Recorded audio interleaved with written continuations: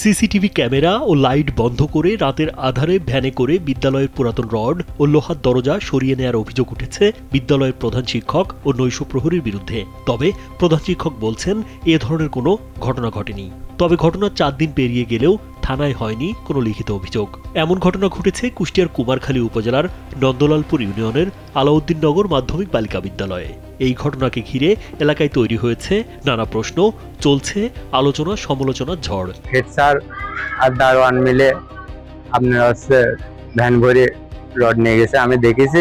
এই স্কুলের night guard Siddique আর একটা ভ্যানওয়ালার স্যার, হেড স্যার, এই কালারটা করে হেড স্যার ওইটি খুলি নিয়ে ওই জায়গার ভ্যান, ওই অটোলা ওই জায়গায় ভ্যান ঠেকা রাখছে। ঠিক আছে, তোমার বাইকে নিয়ে যাচ্ছে, আমি বলতে পুরাতন রড কাজের জন্য যাচ্ছে কিনা আনছে, ওইটা আমি জিজ্ঞাসা করে শুনবো নাকি।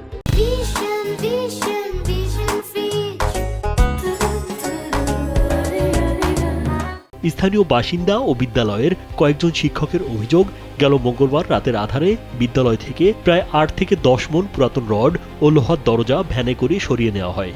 ঘটনার সময় বিদ্যালয়ের সিসিটিভি ক্যামেরা ও লাইটও বন্ধ রাখা হয়েছিল। আনুমানিক 4 থেকে 5 মণ রড ছিল, তো কিছু রড আছে আর বেশিরভাগ রডই নিয়ে চলে গেছে। এটা কাজটা সিসি ক্যামেরাতে দেখা গেছে নাইট গার্ডকে, আর সেই সাথে প্রধান শিক্ষককে দেখা গেছে ওই দিন রাত্রে সে এখানে পায়তারা করতেছে।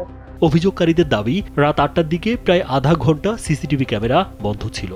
ঘটনার আগের ও পরের ভিডিও ফুটেজ থাকলেও মাঝের প্রায় 30 মিনিটের অংশ রহস্যজনকভাবে নেই। এমনকি সাংবাদিকরা ফুটেজ দেখতে চাইলে বিদ্যালয় কর্তৃপক্ষ তাতেও সম্মতি দেয়নি।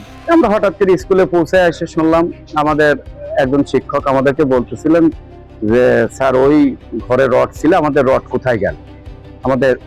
তারপরে আমরা এটা বিষয়টা নিয়ে তদন্ত করে দেখলাম যে আসলে আমাদের রডটা চুরি হয়ে গেছে। তবে এসব অভিযোগ অস্বীকার করেছেন প্রধান শিক্ষক মোহাম্মদ মিজানুর রহমান মজিদ। তিনি ক্যামেরার সামনে কথা বলতে রাজি না হলেও দাবি করেন বিদ্যালয়ে কোনো চুরির ঘটনা ঘটেনি। তবে দায়িত্ব অবহেলার অভিযোগে নৈশ প্রহরীকে শোকজ করা হয়েছে বলে জানান তিনি।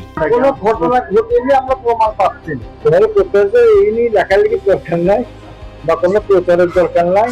ঘটেনি আমার কাছে বলছে রড মনে হয় হারাইছে, আমি সত্যতা পাইনি। তারপরও নাইটের লাগে স্কুলে ছিল না, ওই জন্য লিখবো অন্তরে পরে আমি দেখাবো আপনার। এদিকে ঘটনার পর থেকেই নৈশ প্রহরী সিদ্দিকুর রহমানকে পাওয়া যাচ্ছে না। তার ব্যবহৃত মুঠোফোনও বন্ধ রয়েছে। উপজেলা মাধ্যমিক শিক্ষা কর্মকর্তা ও প্রশাসনের পক্ষ থেকে জানানো হয়, এ বিষয়ে এখন পর্যন্ত তাদের কাছে কোনো লিখিত অভিযোগ আসেনি। অভিযোগ পেলে তদন্ত করে প্রয়োজনীয় ব্যবস্থা নেওয়া হবে। ইতিমধ্যেই আমি প্রধান শিক্ষকের সাথে কথা বলেছি। কথা বলার পরে এনাকে বলেছি যে এভাবে আমরা প্রয়োজনীয় ব্যবস্থা গ্রহণ করব এবং প্রতিষ্ঠানটা আমি সরেজমিনে দেখবো, তদন্ত করে যেটা হয় আইনানুগ ব্যবস্থা আমরা গ্রহণ করবো। আমরা ইতিমধ্যে শিক্ষা অফিসারকে দায়িত্ব দিয়েছি, বিষয়টি অবশ্যই তদন্ত করে প্রয়োজনীয় ব্যবস্থা নেওয়া হবে। রাজীব বিশ্বাস, কালবেলা।